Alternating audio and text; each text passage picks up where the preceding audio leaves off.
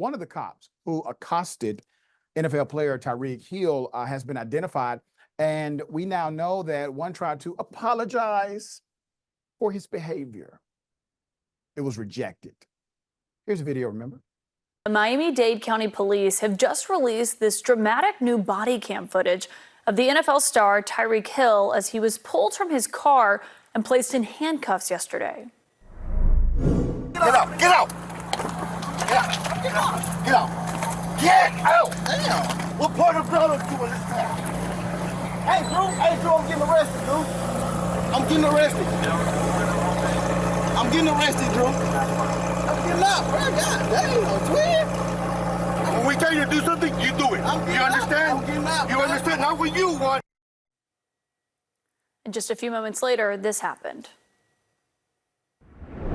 Hold on, bro. I just had surgery on my knee. I just had surgery on my knee, bro. I just had surgery on my knee, bro. I just had surgery in your ears when we thought you were chill, bro. Chill, bro.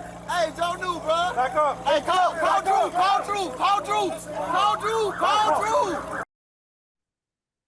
He was released, was able to play in this game, had a record-setting one. With millions watching and many people benefiting from this program called Indisputable, we just need 1% of the viewers to become a paid member so we can continue to bring this content to you. Now back to the show. Put up the picture for a mask. Cop has been identified. Danny Torres, 27-year veteran, should know better, right?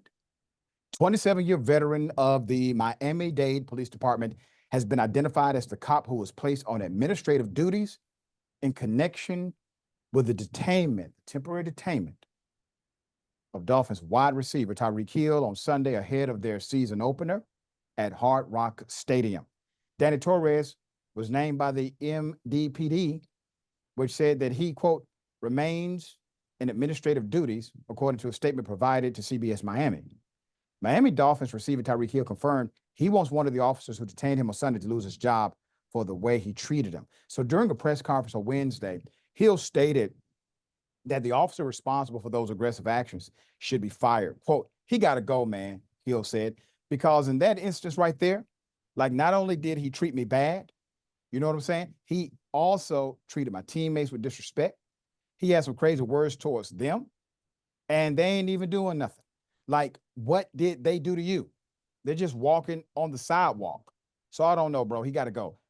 And there are not too many times that cheaters say people got to go, but you gone. End quote.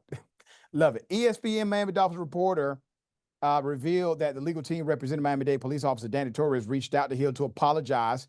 The star receiver did not accept it. Get that damn apology out of here, man. As you would say, officer, it's not about what you want, right?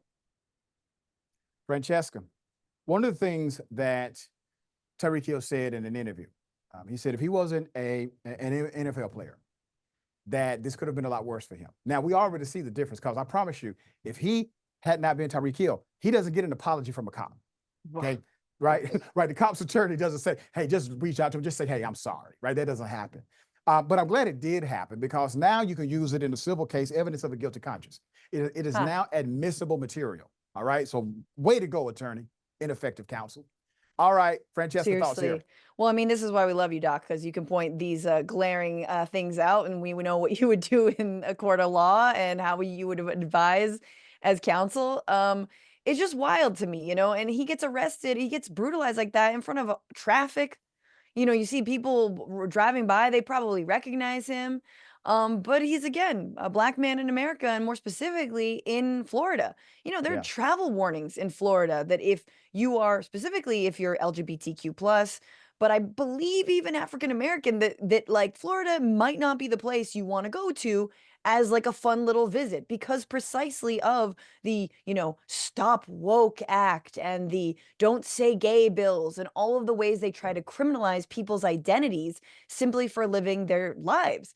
And there you have it right there. And I don't think he's going to be fired, which is wild to me. But I do hope, you know, I hope this can be like a moment that Tyreek can speak out about broader police brutality. And I think he is saying that, yeah, if I were just a regular guy who wasn't a football player, I might have been killed. I might have been brutalized. I might have had my knee re-injured. So it's just terrifying. And it's terrifying. And also, let's just never lose sight of how deliberately degrading it is to Black Americans to arrest them, to pull them from their car in front of traffic. Doesn't matter who they are, if they're famous or whatnot. It's we saw Juvenile. I mean, this was different, right? We saw another celebrity. We saw Juvenile get pulled out of first class by American Right. Airlines, right? And it's just like, doesn't matter how much status, how much celebrity you have, right? Like the systems, sad to be so blanket like that, still see you just as someone they could treat as a second class citizen, and they can sort of shove around and brutalize. And it's just the amount of indignity is just something that honestly I think most white people and non-Black people in this country just simply can't get their minds and would never actually understand.